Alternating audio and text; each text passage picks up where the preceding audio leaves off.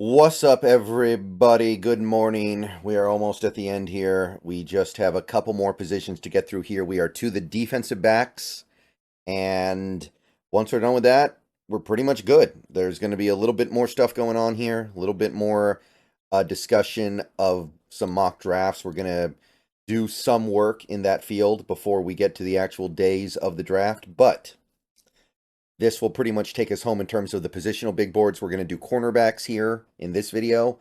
Really good cornerback crop, really good class of cornerbacks.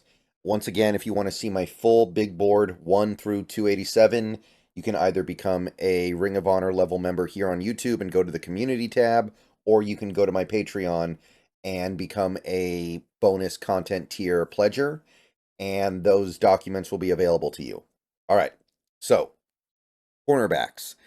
My number one is Quincy Mitchell. I think he's the best corner in this class, and he's one of the guys who I think is good enough to where if we drafted him at 16, I understand that would not necessarily mesh with people's wants and expectations and desires, but I think he's good enough to where it wouldn't upset me at all because I think that he will be a very good player in this league, and we would not end up disappointed with him. And I'm definitely open to something like that happening because I do think it is worth noting that with a brand new coaching staff, we don't know how these guys feel about the current cornerback crop.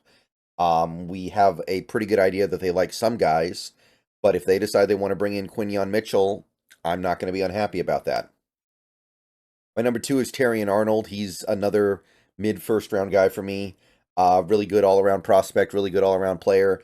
Not easy for him to get to where he is right now in the aggregate, by the way, because he wasn't even the best cornerback on his own team to start the year, and he just worked his way up by playing really, really good football. Number three is Cooper DeJean.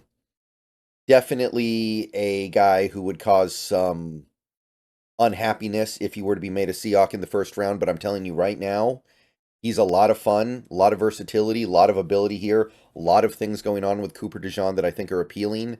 And I think Mike Macdonald would have a ton of fun with a guy like Cooper DeJean, and I think he's worthy of being a mid to late first round pick.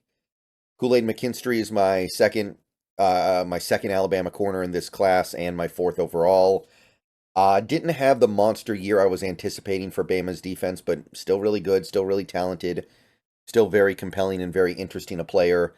Cannot dismiss him just because he wasn't the stud that people were expecting this year, but a few guys did pass him, I think. Number five is Nate Wiggins. Obviously, he's got remarkable speed. He's got some really good athletic traits, but a little bit worried about him. Couldn't warm up on him completely. He's undersized. Feels like he won't be a great all-around corner in this league. I'm not sure if I'm feeling this one all that well. He's a first rounder, but I don't know if I can go further than that at this point. Max Melton of Rutgers is number six for me. Really liked his, really impressed with how good of an athlete he is. And I think that there is a very, very good cornerback in here somewhere that the right coach can bring out. So, like Max Melton, a lot more than most people, I think. Mike Sainristil of Michigan. This is the former receiver who has been really good for that Michigan defense as a convert lately. I'm high on him. He was one of the guys who was really good at calling out routes in Michigan games this year. He would consistently just kind of know what the offenses were doing because of his experience as a receiver.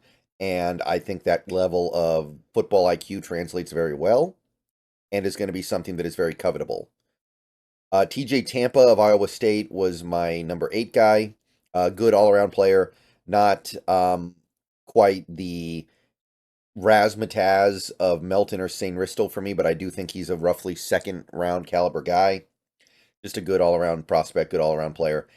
Kyrie Jackson of Oregon, really interesting potential here for me. I think Carroll would have loved to get his hands on a guy like Kyrie Jackson, and don't rule out Mike Macdonald wanting to get his hands on him too. He's good. He's a fun prospect. Interesting physical traits. Ennis Rakestraw Jr. of Missouri was next up. Little bit lower on him than some people, but he's still certainly good. I think he's going to be a good player in this league. Still certainly an exciting prospect with potential. Renardo Green of Florida State was a guy that I really got into the more I looked into him. Ended up elevating him beyond where most people have him, I think. I think he's a firm third rounder. Chris Abrams-Drain would be my next guy on this list at number 12. Nehemiah Pritchett, I know this is way higher than a lot of people would have him. I'm really impressed with what Pritchett showed me from Auburn. I put him 13th on my list. Maybe it's a little bit bold, but I'm okay being a little bit bold with Pritchett because I do think he's got a really good all-around skill set. Kamari Lassiter of Georgia, definitely into him as well, but not into him the way that a lot of people are. I know that a lot of people consider him like an early second rounder. To me, he's not. Couldn't get warmed up on him the way that the hype was trying to get me warmed up on him. I'll put it to you that way. He's still good. Still certainly going to be a good player, I think, but couldn't get warmed up. Josh Newton of TCU was 15th for me. He's I think this was it all blends together, but I'm pretty sure this guy tested really well, looked good on the tape. So good all-around cornerback prospect here. 16 is Andrew Phillips of Kentucky. I think this was the guy who got hurt and missed a good chunk of 2023. Again, sorry, I can't remember exact details right now off the top of my head. That's not what this is for anyway. This is just a list, but 16, Andrew Phillips. Number 17 is Jalen Simpson. This is the guy who's a safety slash corner, which adds value. I don't know if he's a good fit for what we do because he doesn't tackle that well and he's a little bit small, but he is definitely valuable. Cam Hart of Notre Dame tested so mediocrely that it's hard to get excited anymore because one of his draws was he was supposed to be a great athlete. Now I don't know what to think. But I put him at 18. The tape is still pretty good. Number 19 is Elijah Jones of Boston College. Number 20 is DeCamerion Richardson of Mississippi State.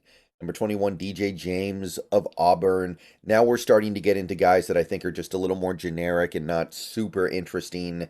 They all blend together. Jarian Jones of Florida State, 22nd. 23rd is Ryan Watts, who I actually find a good deal more interesting than some of these other guys, but at the same time, I have to acknowledge that Watts has a very low chance of working out in the NFL. He's one of these lottery ticket guys, and I just think there's a little bit of a higher floor with these other guys that, and this part of the draft does make you a little more appealing. I do have Watts ranked higher than most people, though. I know that, but there's some interesting with Ryan Watts. Galen Carson of Wake Forest, MJ Devonshire of Pittsburgh, Jarvis Brownlee Jr. of Louisville, number 26. And then we get down to number 27, Dwight McLaughlin, Arkansas. Now we're kind of down into the guys who I think are going to be second half of day 3 guys. Number 28 is Kalen King of Penn State. His story is interesting, but he's currently kind of on a downswing. He's kind of at a low point of his story, so I don't think I can put him higher than this. 29 is Carlton Johnson of Fresno State. Number 30 is Willie Drew of Virginia State. He's the guy with like 8 billion PBUs over the last 2 years, but it's such a small school, it's hard. Chow Smith Wade of Washington State is number 31 for me. Then I go 32, Johnny Dixon, Penn State. Kamal Haddon, number 33, the Tennessee guy. Then we have Quantez Stiggers, Toronto, 34. DeAndre Prince of Mississippi's 35. And Tar Heap Still of Maryland is 36. So that's 36 corners we pounded through here. So pretty good crop, pretty good collection of players. I think this is a great cornerback class. I think there are 5 guys that are going to go in the first.